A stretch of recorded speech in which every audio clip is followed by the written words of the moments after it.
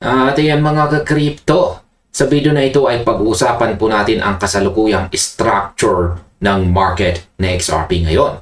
Kung saan ito po ay papalapit sa isang critical na yugto kung saan ang mga nakaraang kaganapan sa presyo ay maaaring maulit muli.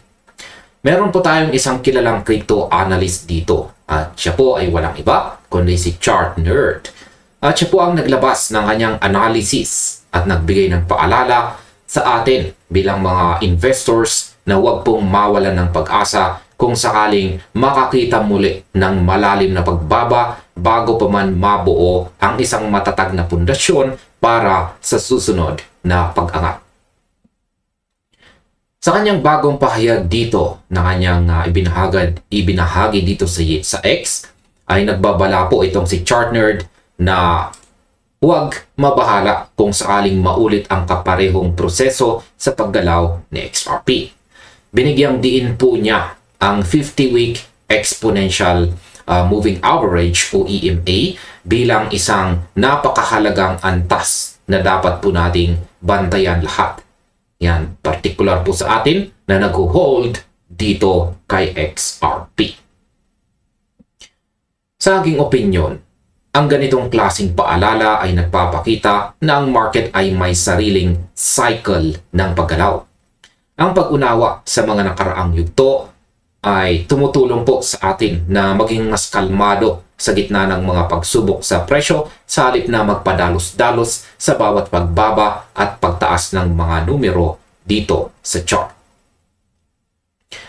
Ngayon ay pag-usapan naman po natin kung paano ba pinaghambing ang taong 2022 at ang taong 2026 ngayon sa kanilang market structure. Ang pagsusuri po ni ChartNerd ay nakatuon sa kung paano po kumilos sa XRP matapos ang mababang presyo sa bear market noong nakaraang taong 2022. Ayon po sa kanyang datos, sa XRP ay nagtala ng tinatayang 90%. Ayan, 90% po nagalaw sa panahong ito bago tuluyang umabot sa 50-week EMA. Matapos po ito, ang cryptocurrency ay dumanas ng correction na umabot po sa humigit kumulang 45% na pabalik po sa rehiyon kung saan ito nagmula bago pumutok ang presyo. Inilarawan po niya ang pagbaba na ito, ayan, bilang bahagi ng proseso ng pagbuo ng pundasyon na kalaunan ay sinundan ng isa pang malakas na pag-akyat. Ngayon nakakita po itong si ChartNerd ng malinaw na pagkakatulad sa pagitan ng structure na ito at ng kasalukuyang takbo ng presyo ngayong taong 2026. Partikular po niyang tinukoy ang pagbuo ng isang dead cross. Yan, dead cross noong taong 2022 matapos magtakda ng local lows. Nawalan ng suporta sa 50-week EMA at kalaunan ay hinarap muli ang parehong indicator bilang resistance bago po tuluyang bumaba pa ng mas malalim. Sa aking opinyon, ang pag-uulit po ng ganitong mga technical formation ay patunay lamang na ang psychology ng mga investors ay nananatiling magkatulad sa paglipas ng panahon. Ang pag-alam sa mga pattern na ito ay nagbibigay po sa mga traders ng mas malinaw na pananaw sa kung paano po gumagalaw ang malaking pondo sa loob ng market. At ngayon ay gaano ba kahalaga ang bagong low sa paligid po ng 98 cents? Kinilala rin po ni ChartNerd ang ilang pagkakaiba sa pagitan ng dalawang panahon. Itinuro po niya ang buwan ng June 2022 kung saan ay nagsilbing tunay na bear market bottom. Habang ang mababang presyo noong June sa kasalukuyang cycle ay hindi po nagtapos bilang pinal na sahig ng market. Yan, o final bottom. Ayon po sa kanyang pagsusuri, si XRP ay tila may kakayahang manatili sa ibabaw ng $1 matapos po ang pagbaba noong June. Ngunit ang cryptocurrency ay or si XRP ay bumalik din upang lampasan o isweep ang price level na iyon. Isang bagong mababang presyo ang itinatag ngayong buwan na nagdala sa kasalukuyang structure palapit po sa paghahambing noong taong 2022. Tinukoy po ni Chart Nerd ang kamakailang mababang presyo ng XRP sa paligid po ng 98 cents bilang isa pang mahalagang sanggunian. Ayan, o reference point.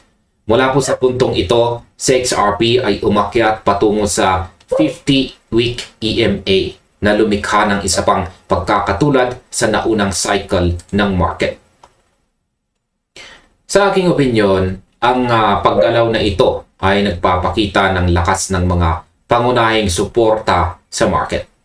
Kapag ang isang mahalagang antas tulad po ng 98 cents ay nasubukan o na-test at naprotektahan, ito ay madalas na nagiging batayan ng mga susunod na hakbang ng mga malalaking investors sa pagpaplano ng kanilang mga posisyon.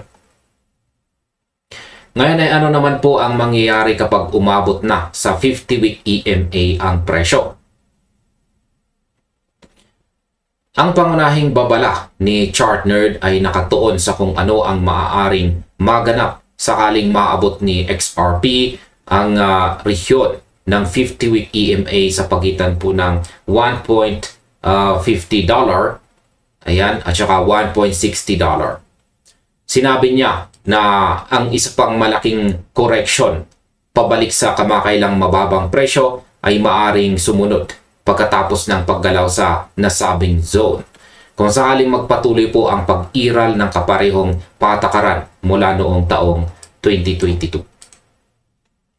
Nilinaw ng kanyang analysis na hindi nito sinasabi na kailangang sundin ng eksakto ni XRP ang nakaraang cycle sa lahat ng pagkakataon. Sa halip ay binibigyang diin niya ang pagkakatulad ng mismong structure upang maging handa tayo bilang mga investor sa mga posibleng pagbabago. Para po sa mga nagtutulak ng transaction kay XRP, ang 50-week EMA ay nananatiling pinakamahalagang antas sa pagsusuri. Ang pagtanggi po o rejection sa antas na ito ay maaaring magdulot ng isa pang pagbaba patungo sa mga kamakailang mababang presyo. Habang ang mas malaking structure ay kailangan pang umunlad ng lubusan bago mapagtibay kung ang paghahambing noong taong 2022 ay mananatiling totoo. At ayan mga ka-crypto, sa kabuuan, naniniwala po ako na ang pag-iingat at masusing pagbabantay sa mga pangunahing antas na ito ay ang pinakamainam na sandata ng bawat isa sa atin. Ang pag-unawa na ang pagbaba ay bahagi ng mas malaking proseso ng pagbuo ng pundasyon ay nagbibigay daan upang harapin natin ang mga pagbabago sa market ng may katalinuhan at katatagan sa buong taong ito. At hanggang dito na lamang po tayo sa video na ito mga ka-crypto. Marami pong salamat sa inyong panonood. At kung nagustuhan po ninyo ang panonood sa video na ito, maaari na rin po ninyong isunod na panoorin ang recommended na video natin dito.